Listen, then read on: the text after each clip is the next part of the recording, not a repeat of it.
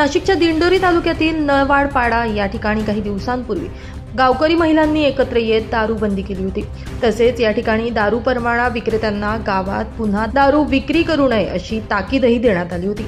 मात्र महिलांच्या या निर्णयाला न जुमानता परंत गावातील एका व्यक्तीनं गावात पुन्हा दारू विक्री करण्यास सुरुवात केली। संबंधित विक्रेत्याला वारंवार सांगून देखील दारू विक्रेत्याची मनमानी सुरूच राहिल्यानं आक्रमक झालेल्या महिलांनी दारू विक्रेत्याची गळ्यात दारूच्या बाटल्या घालून गावभर धिंड काढली आणि त्याला पोलिसांच्या ताब्यात दिले।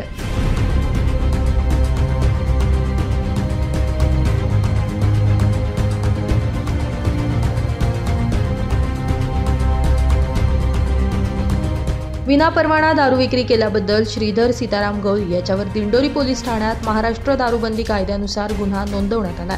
पुढील तपास दिंडोरी पोलीस स्टेशनचे पोलीस हवालदार जाधव करतात। दरम्यान गावामध्ये दारूबंदी व्हावी यासाठी महिलांकडून केल्या जात असलेल्या या प्रयत्नाचं सर्वत्र कौतुक केलं जातंय।